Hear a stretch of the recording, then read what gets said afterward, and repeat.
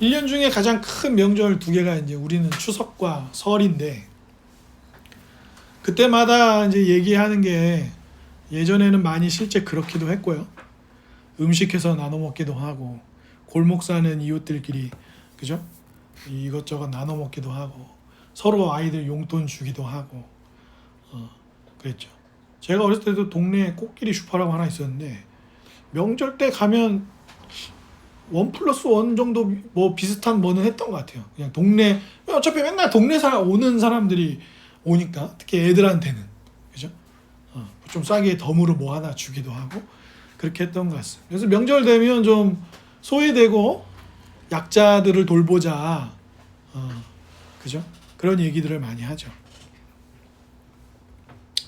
오늘 본문을 보면 시인이 시인 자신은 1절과 8절에서 말을 해요. 오늘 본문이 구조가 그래요.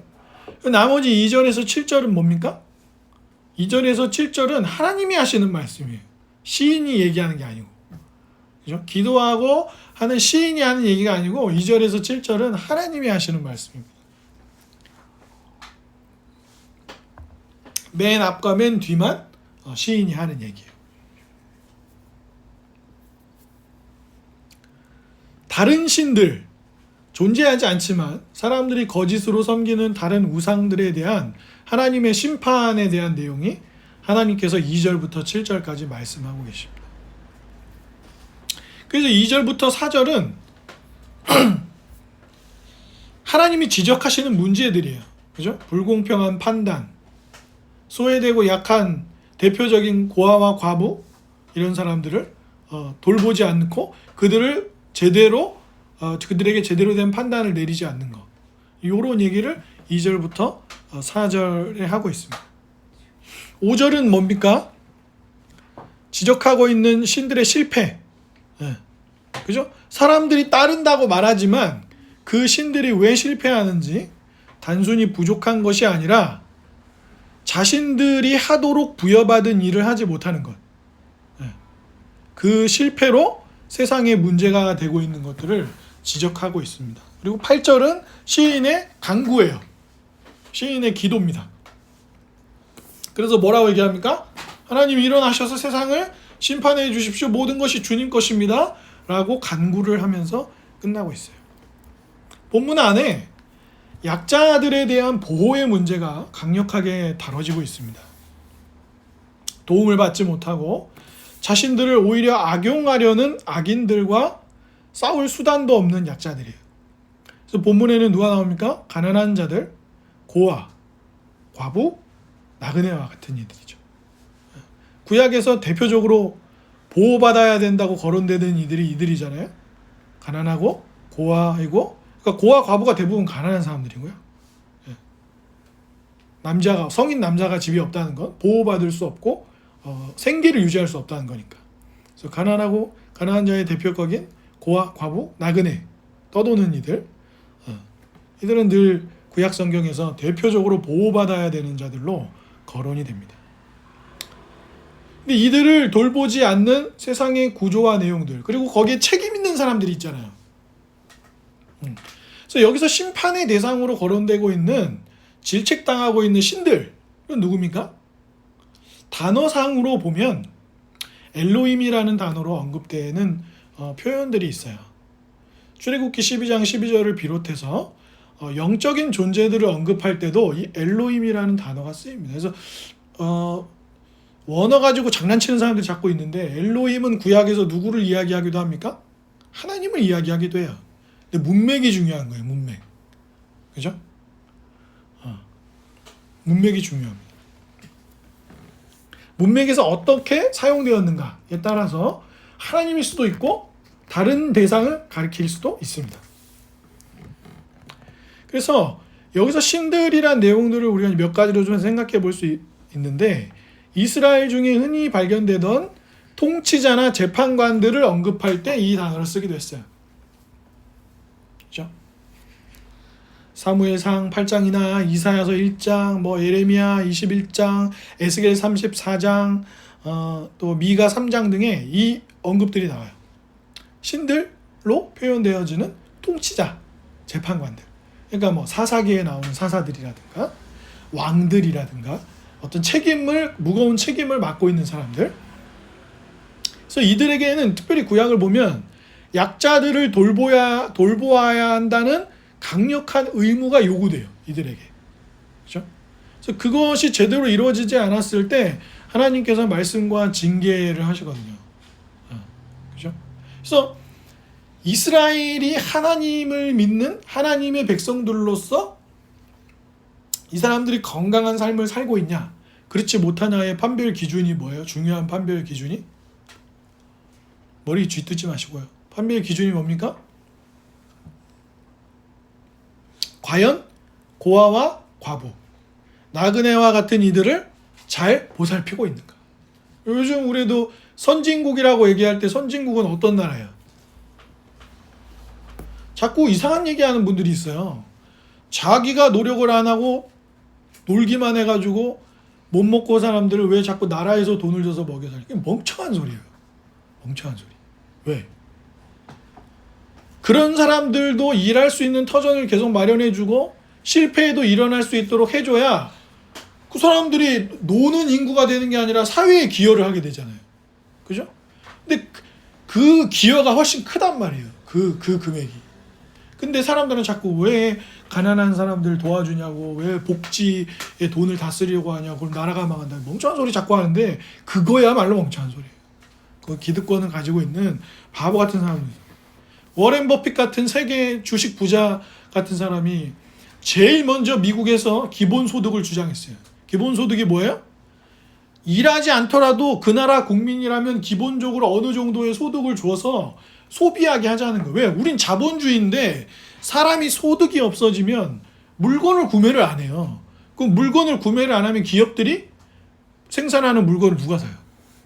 경제가 안 돌아간단 말이에요. 그러니까 차라리 그렇게 해. 그리고 돈을 조금 가지고 있는 사람들은 세금을 자꾸 안 낸다고 말을 하는데 아니에요. 담배 사면 세금 냅니다. 우유 사면 세금 내요. 국가 우리가 뭔가 어디 가서 하고 뭘 사고 그러면 거기에 소액이라도 다 세금이 매겨져요. 근데 마치 뭐 가난한 사람들은 세금을 하나도 안 내는 것처럼 뭐 돈 좀 있는 사람들만 세금 많이 내는 거예요. 여러분 수십억짜리 집 하나 가져봐야 1년에 내는 그 집 때문에 내는 돈 얼마 안 됩니다. 근데 그것도 내기 싫어가지고 막 부자들 감세해 주자고 얘기하면 양심이 없는 거예요. 그거 내봤자 자기한테 뭐 얼마나 자기가 가지고 있는 재산 중에 얼마나 내는 거라 그래요. 그건 너무 말도 안 되는 소리예요. 그래서 오히려 구약에서는 야 너가 하나님의 백성이야? 너네가 하나님의 나라야? 그럼 뭐가 달라야 되는 거예요? 약자들을 돌봐야 되는 거예요. 세계적인 선진국들도 복지가 잘 돼 있어야 그 나라가 선진국인 거예요. 복지가 잘 안 돼 있는데 그 나라가 막 선진국이라고 주장하면 세계가 비웃어요. 그래서 워렌 버핏 같은 사람도 빌 게이츠 같은 사람도 기본소득을 빨리 주장한 거예요. 왜요? 이 자본주의가 유지되기 위해서는 앞으로 인간이 노동하는 시간도 더 줄어들 거고 위험한 노동들은 로봇가 다 할 거예요. AI 탑재된 로봇가 다 할 겁니다. 그죠? 그런데 그러면 사람은 뭐 해야 돼요? 사람은 더 창의적인 일을 할 수 있도록 부여받아야 돼요. 그런데 창의적인 일로 부여받으면 기본 노동 같은 건 안 하게 되니까 기본소득을 줘야 된다는 거예요. 그래야 세상이 무너지지 않고 자본주의 시스템이 유지돼요. 그 사람들이 바보입니까? 바보라서 기본소득 주장하는 거예요? 아니에요. 나라가 어려울 때 워렌 버핏 같은 사람은 부자들 더 증세해야 된다고 그랬어요. 자기가 부자인데. 그죠? 그 사람들이 바보여서 그런 게 아닙니다. 우리와 함께 사회를 지탱하고 있는 사람들도 삶이 지탱이 돼야 이 사회가 무너지지 않는다는 걸 누구보다도 똑똑해서 잘 알고 있기 때문이죠. 또 신들은 어떤 사람들입니까? 주변 국가의 왕들, 자신들이 마치 신적인 존재라는 자부심을 가지고 신의 이름으로 통치했던 이들도 여기서 신들이 될 수 있어요. 또 뭐가 있을까요? 에베소서 6장 12절 보면 제가 읽어드릴게요. 에베소서 6장 12절에 보면 우리가 잘 알고 있는 구절이 나와요. 물론 에베소서 앞부분에서도 거론이 되고 있지만 뭐라고 되어 있냐면 우리의 씨름은 혈과 육을 상대하는 게 아니요 통치자들과 권세자들, 이 어둠의 세상 주관자들과 하늘에 있는 악한 영들을 상대한다. 이렇게 돼 있어요. 그래서 여기서 말하는 신들은 그 지도자들, 그 지도자들의 이면에 있는 그 배경에 있는 악한 영적 세력들을 언급할 때도 신들이라는 표현을 사용합니다. 책임을 맡은 사람들과 그 사람들 이면에 있는 세력 전체를 고려하면 성경이 신들이라는 표현을 쓸 때 이런 문맥들, 여러 문맥들 속에서 이렇게 다양하게 왕이나 통치자, 이방의 왕들, 또 영적인 그런 부분들까지 포함해서 설명하고 있다는 것을 우리가 알 수 있어요. 그래서 구약을 연구한 학자였던 존 스택 교수는 구약에서 왕과 재판관에게 가장 요구되는 임무이 뭐냐? 그게 착취하고 짓밟히는 모든 연약한 사람들을 보호하는 게 이 사람들이 해야 되는 첫 번째 일이었어요. 가장 중요하게 여겨지는 임무입니다. 누가 좋은 왕이냐? 누가 좋은 정치를 했냐? 누가 하나님의 뜻대로 제대로 판결을 내리는 재판관이었냐? 약한 사람들을 잘 돌보는 거예요. 그래서 기독교 역사에서 보면, 그죠? 얼마나 많은 동방 종교회든지 로마 가톨릭이든지 우리든지 간에 개신교든지 간에 남다른 면모를 보여주던 게 뭡니까? 팬데믹이라든가 전염병이 창궐했다든가 전쟁이 일어났다든가 그런 시절에 기독교인들은 어떻게 했어요? 도망치거나 회피하지 않고 사람들을 돌보고 치료하고 하는 일에 적극적으로 나섰죠. 그 이유가 뭐예요? 그게 거룩한 백성들이에요. 그게 남다른 하나님을 따르는 백성들입니다. 그 일을 했던 이유가 뭐예요? 이름을 남기고 싶어서, 유명해지고 싶어서, 사람들한테 인정받는 사람이 되고 싶어서가 아니라 예수 그리스도께서 자신을 위해서 어떻게 하셨는지를 알았기 때문에 그 일을 했던 것이죠. 그러나 우리가 경험하는 세상은 어떻습니까? 약육강식이죠. 약한 자가 강한 자에게 잡아먹히는 방식입니다. 약자들을 돌봐야 하는 책임의 자리에 있는 이들이 그 의무를 제대로 하지 못하는 걸 우리는 역사 속에서 끊임없이 보게 됩니다. 세종대왕이 한글을 만들었어요. 그리고 발표를 합니다. 그리고 용비어천가 같은 것도 쓰고, 그죠? 딱 발표해요. 그러자 양반들이 뭐라 합니까? 전하 이르시면 안 됩니다. 중국, 우리도 한자를 쓰고 있고 중국이 우리의 아버지 형님 같은 나라인데 4대의 예를 다해야지. 어떻게 우리 같은 사람들이 우리의 글을 따로 만들어 가지고 그 작은 소국이 그렇게 할 수가 있습니까? 그래 놓고 세종대왕이 한글을 만들고 나니까 양반들이 어떻게 했죠? 언문이라고 했죠. 언문이 뭡니까? 낮게 부르는 거예요. 한글을 한문보다 낮은 그냥 언문, 그냥 여자들이나 배우고 이런 글이다. 이렇게 많이 무시했죠.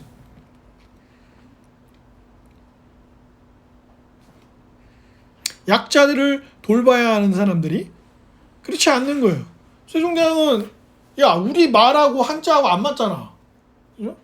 그리고 중국에서 농사 짓는 거에 관한 책을 가지고 왔는데 평범한 농민들이 그걸 어떻게 읽어요? 농사 짓는 방법이 한자로 써 있는데. 그래서 그런 것도 농사직설 막 이런 것도 만들어가지고 편찬해가지고 하고, 또 중국이랑 우리나라 약간 기후나 계절 이런 게 다르잖아요. 그럼 우리나라 형편에 맞게 농사 짓는 방법이 적혀 있고 그래야 되는데 중국 농사 짓는 계절에 맞는 그런 농사 내용 갖고 와갖고 백성들한테 하라고 하면 되냐 이거예요. 그래서 왕은 백성들이 안타까워가지고 한글을 만들었는데 양반들은 그게 싫으니까 언문이라고 천대시하고 한글 쓰면 안 된다고 하고 왕한테 막 덤비고 그런 거죠. 장영실 같은 사람도 천한 사람이었는데 높은 벼슬까지 올라왔는데 어느 날 갑자기 조선왕조실록에서 장영실이 없어져요. 그죠? 그러니까 아무도 모르는 거예요. 장영실이 도대체 왜 갑자기 조선왕조실록에서 갑자기 사라져 버렸는지. 아마도 세종대왕에게 계속 압력이 있었겠죠. 양반들이 기분이 나빴겠죠. 조금 똑똑하다는 이유로 말이야 왕한테 예쁨 받아가지고 천한 놈이 우리처럼 양반이 돼갖고 막 벼슬을 하고 있고 막 이러니까 얼마나 마음이 상하고 고깝게 생각했겠어요. 그죠? 여러 가지 이유가 있었을 거예요. 그래서 아합 왕이 구약 성경에 나오는데 아합은 어떤 사람이에요? 욕심이 많아요. 그래가지고 남의 막 땅 뺏고 막 그죠?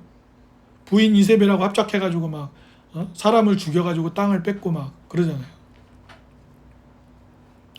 다윗은요 가장 충직한 부하의 아내를 뺏고 부하는 죽이죠. 전쟁터에서. 또 사사기 보면 어때요?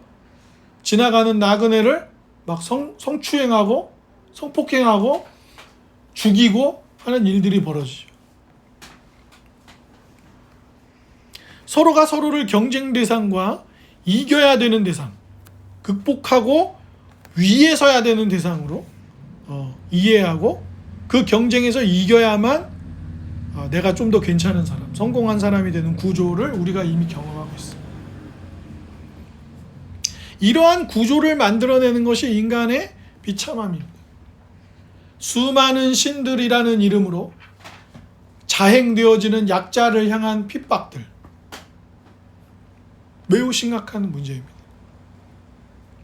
한편의 사람들은 동성애, 물론 저는 성경이 동성애를 죄로 이야기한다고 그렇게 봅니다. 그런데 교회 안에 있는 분들이 그 많은 그리스도인들이 착각을 해요. 그러면 교회 안에 있는 사람들은 죄를 범하지 않습니까? 하나님이 동성애라는 죄와 약자들을 돌보지 않는 죄를 다르게 보실까요? 근데 자기가 동성애자가 아니면 동성애인 사람들의 죄가 훨씬 큰 것처럼 자기는 지옥에 안 가도 되고 동성애라는 죄를 가진 사람들은 지옥에 가도 되는 죄인들인 것처럼 막 이야기해요. 또 한편의 사람들은 그러니까 모든 사람들이 어때요? 자기가 놓여있는 삶의 형편의 죄는 별것 아닌 것처럼 얘기하고 남이 한 행동은 엄청난 죄악인 것처럼 지목한다. 그런데 주님은 모든 사람들이 죄를 범하였기 때문에 이 땅에 오신 거예요. 주님은 특정한 죄를 지은 사람들만을 위해서 오신 게 아니에요. 모든 사람들이 하나님을 떠났고 모든 사람들이 하나님을 거부했고 모든 사람들이 그리스도를 대적했습니다. 예외인 사람은 아무도 없어요. 그래서 제가 그 멜 깁슨 감독이 만든 패션 오브 크라이스트라는 영화를 좋아하지 않지만 한 가지 좋아하는 방식은 그 영화가 끝나면서 예수님이 십자가에 못 박혀 죽으시는 장면이 나올 때 그 화면을 이렇게 움직이면서 예수님을 십자가에 못 박은 사람이 영화를 보고 있는 자기라는 걸 이렇게 보여주는 장면이 있어요. 마치 내가 십자가에 예수님을 못 박은 것 같이 보여주는 화면이 이렇게 보여지거든요. 저는 그건 매우 흥미로운 시도였다 이렇게 생각을 합니다. 끊임없이 약자를 돌봐야 됩니다. 소외된 사람들을 챙겨야 됩니다. 그렇게 이야기하지만 실제로는 자기와 다른 삶의 지점에 있는 사람들을 무시하고 비난하고 조롱하는 일들이 너무 많아요. 있는 사실을 잘 얘기하면 되죠. 근데 우리는 거기에 꼭 비아냥 거려요. 조롱하고 냉혹하게 이야기하고 있는 사실보다 더 부풀려서 상대를 비판합니다. 그것이 매우 좋지 않은 것이에요. 오늘 시인의 말과 본문의 내용을 보면 하나님은 그러한 이들을 향해 진노하시고 반드시 책임을 물으실 거라고 얘기합니다. 그리고 거기에 모든 것의 심판자이신 하나님이야말로 제대로 심판하실 거라고 이야기하고 있어요. 여기서 예외인 사람이 누가 있습니까? 약자는 대표적으로 고아와 과부와 나그네로 거론되지만 약자가 많죠. 그죠? 예를 들어서 어느 무리에 10명의 사람이 있는데 그 중에 8명 정도는 가난한 사람이고 2명은 부자라고 칩시다. 가난한 사람 8명이 모여가지고 저 부자 나쁜 놈들 이렇게 왕따시키고 그러면 가난한 사람들은 옳은 건가요? 아니잖아요. 예외인 사람이 없어요. 모든 것을 뜻대로 다스리시고 심판하시는 분 앞에서 모든 것을 소유한 분 앞에서 이 판결을 피할 사람이 아무도 없습니다. 어떤 분들은 이런 본문을 읽으면서 그래, 고아와 과부와 나그네를 함부로 대하고 이런 나쁜 놈들, 이런 놈들은 다 혼나야 돼. 이렇게 본문을 읽을지 모르겠어요. 본문은 그 얘기하는 게 아니에요. 우리 모두가 서로를 소외시키고 서로를 나가라고 하고 서로를 무시하는 존재로 하나님 없이 그렇게 살고 있다고 성경은 우리에게 이야기하고 있는 것입니다. 잠언 14장에 보면 이런 말씀이 나옵니다. 가난한 사람을 학대하는 자는 그를 지으신 이를 멸시하는 자요, 궁핍한 사람을 불쌍히 여기는 자는 주를 공경하는 자니라. 가난한 사람, 힘없고 약한 사람, 나와는 다르다고 해서 조롱하고 비아냥되면 그게 뭐라고요? 하나님을 멸시하는 거예요. 그게 하나님, 그를 지으신 분을 비난하고 멸시하는 일이라고 성경은 우리에게 가르칩니다. 여기 진정으로 그 문제 속에서 약자들을 위해서 나서신 분이 계십니다. 요한복음 10장 34절에 보면 성경이 우리에게 이렇게 이야기합니다. 제가 읽어드릴게요. 요한복음 10장인데요.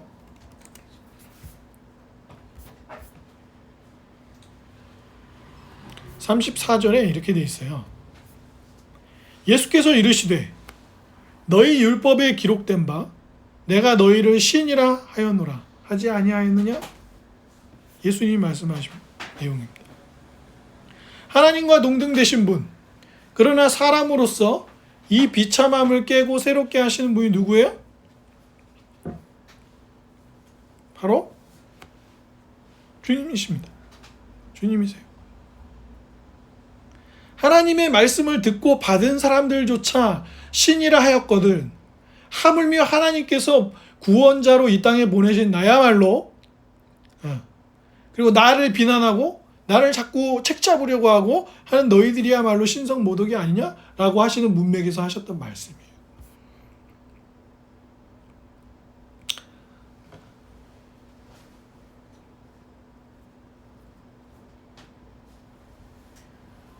죄인들을 구원하러 이 땅에 오신 분을 죄인이라고 일컫는 사람들 앞에서 그들의 비참함을 드러내시고 그들을 구원하기 위해 이 땅에 오셨음을 드러내셨던 분이 바로 우리 주님이십니다.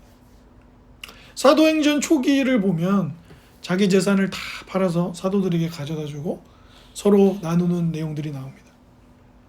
우리가 지금 그럴 수는 없을 거예요. 물론 지금 만약에 그렇게 해서 공동체 생활을 하는 사람들이 있다고 하면 비난할 수는 없어요. 그걸 잘한다면 말이죠. 하지만 우리가 그걸 표준으로 받아들이고 지금 그렇게 하기에는 쉽지 않습니다. 그러나 하나님이 주신 것을 자기 것으로만 여기지 않고 나누고 흘려보내고 고아와 과부를 돌보는 삶, 약자들을 돌보러 나가는 삶은 진정 죄인이어서 약자였던 우리를 위해 우리와 똑같이 되셔서 우리를 대신하여 십자가에 죽으시고 부활의 생명을 우리에게 주신 분. 우리가 믿는다면 우리는 우리의 믿음의 선배들처럼 그런 나눔의 삶을 살 수 있습니다. 그것은 무엇 때문입니까? 우리의 결단이나 의지가 아니라 그리스도가 우리를 위해 행하신 일 때문에 가능합니다. 인생들의 연약함과 비참함의 궁극적 뿌리인 죄의 문제를 가지고 스스로 진노와 심판을 대신 받으신 분이 계시기 때문입니다.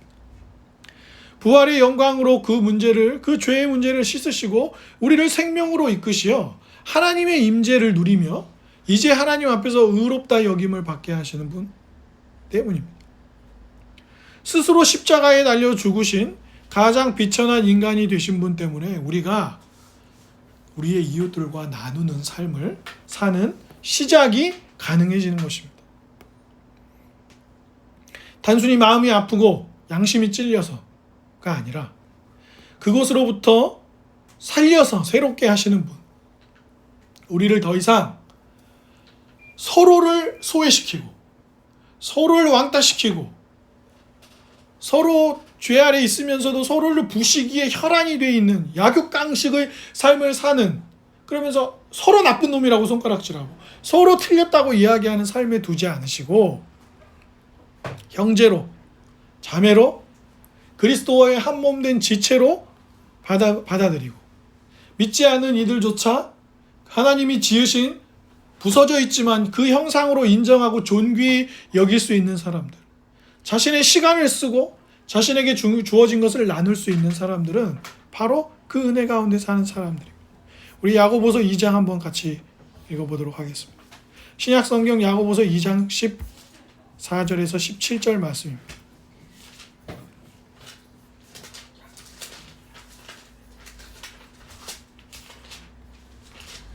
히브리서 뒤에 베드로전서 앞에 있습니다. 야고보서 2장 14절에서 17절입니다. 2장 14절에서 17절 같이 한번 읽어보겠습니다.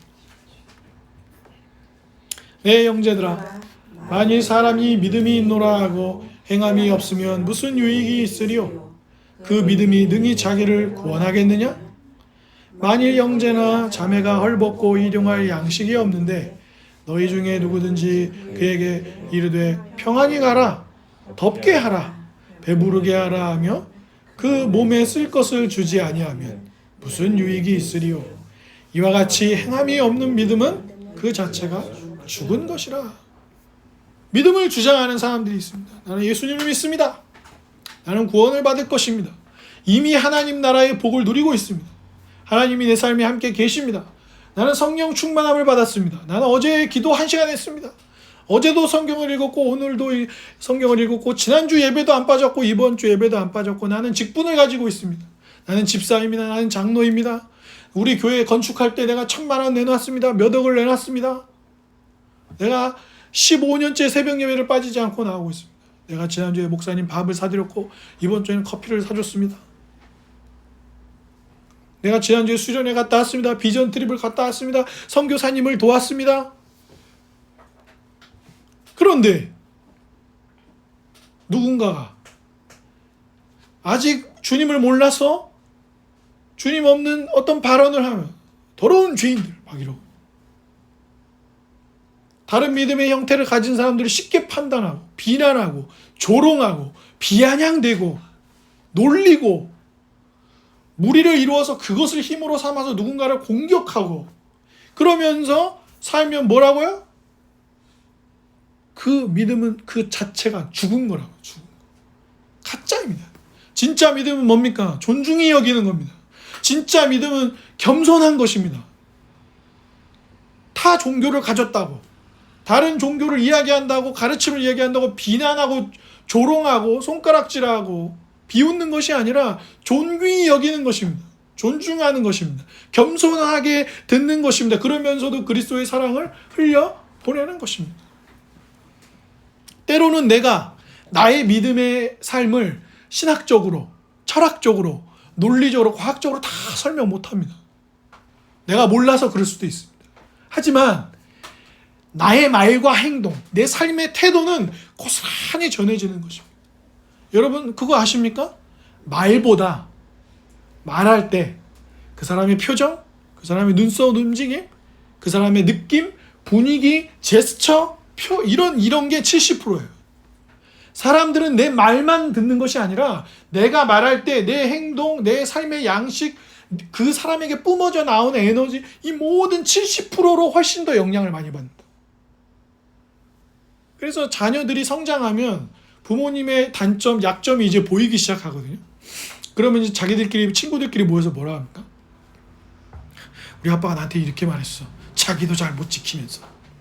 예, 사람이니까요. 그런데 자기도 어른이 되고 자기가 나중에 부모님 되면 자기 자식이 자기한테 그 얘기 똑같이 합니다. 왜요? 어른이어도 부모여도 실수하고 잘못합니다. 근데 자기가 어렸을 때는 그게 잘 안 보였던 거죠. 근데 이제 많이 배우고 지식도 커지고 삶의 경험도 많아지고 그러니까 아, 우리 아버지 나한테 거짓말 하시네. 아, 우리 아버지 이런 거 좋아하는 사람이었네. 이런 걸 알게 되는 거죠. 주 안에 사랑하는 여러분, 예수 그리스도께서 우리를 위하여 십자가를 지고 죽으시고 부활하시고 죄인들을 구원하기 위해 이 땅에 오셨다는 것을 아는 건 뭐예요? 너그러워지는 거예요. 관용이 커지는 거예요. 넉넉히 받아주는 것입니다. 그리고 늘 존중하고 나누고 함께 하는 것입니다. 제가 대학생 때 두고두고 지금 제가 후회하고 있는 일이 하나 있는데, 제가 선교단체 활동할 때 저희 선교단체가 목요일날 예배가 있었어요.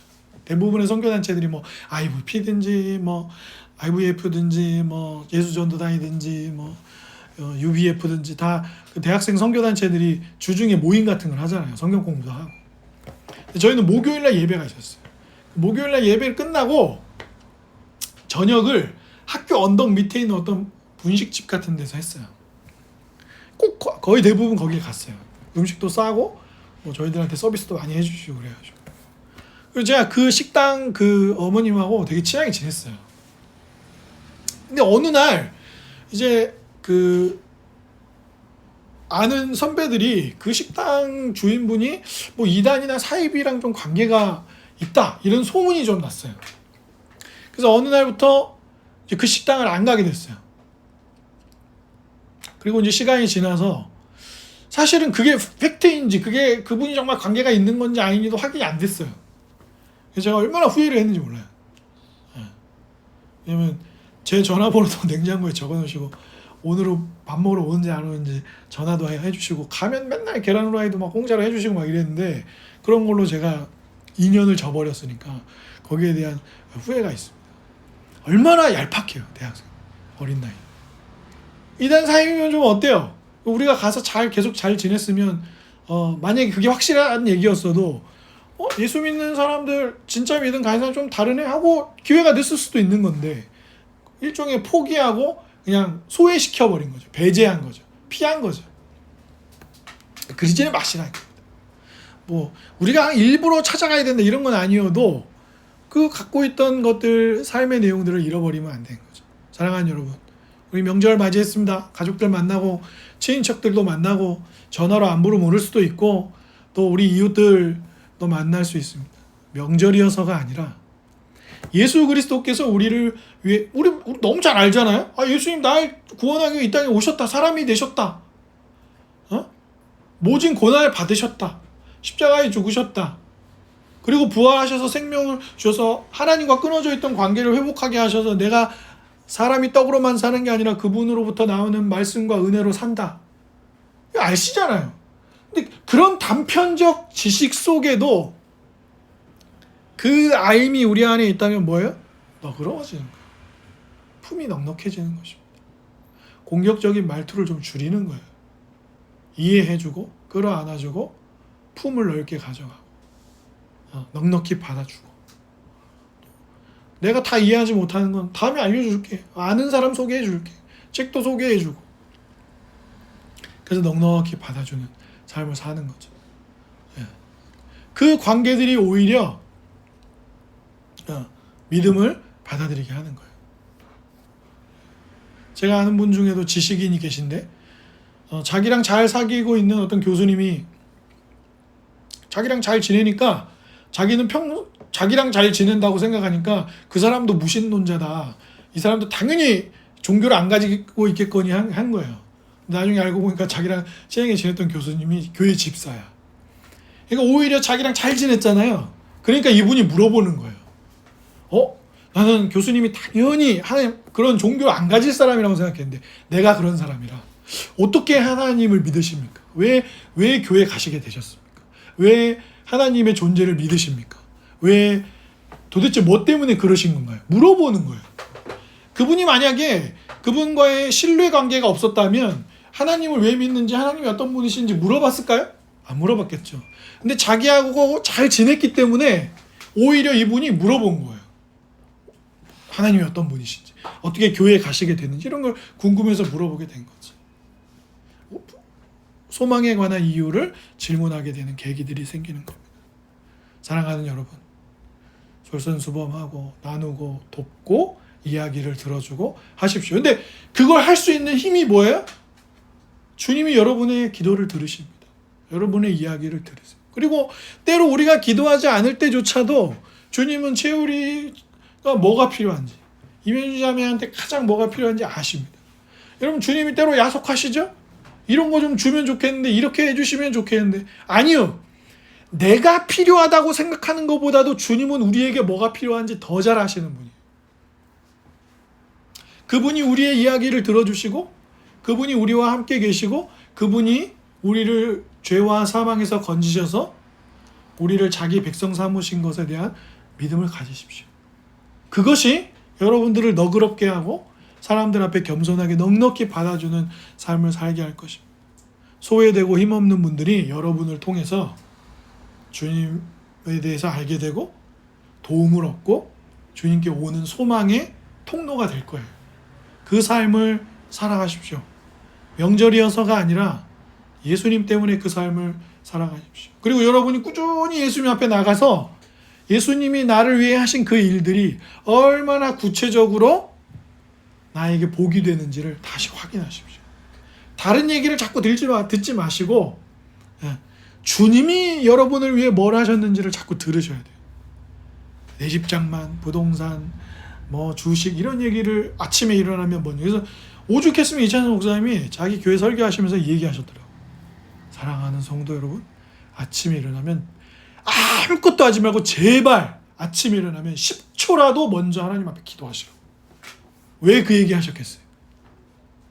우리는 하루 중에도 너무 많은 약육강식의 이야기를 듣는 거예요. 강해져야 돼. 경쟁에서 이겨야 돼. 영어 단어 하나라도 더 외워. 책 한 자라도 더 읽어. 왜요? 잘 되려고. 잘 되려고. 아니요. 성경은 우리에게 뭐가 잘 되는 거라고 얘기하는 거냐면 주님께 나와서 주님이 여러분을 위해 뭘 하셨는지를 듣고 뭐 하라고요? 사랑하라.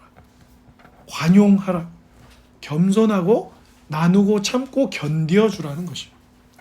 그 은혜가 우리의 삶에 가득 있기를 명절에도 명절이 아닌 때에도 여러분들을 통해 소망으로 올라가기를 주님의 이름으로 축복합니다. 아멘.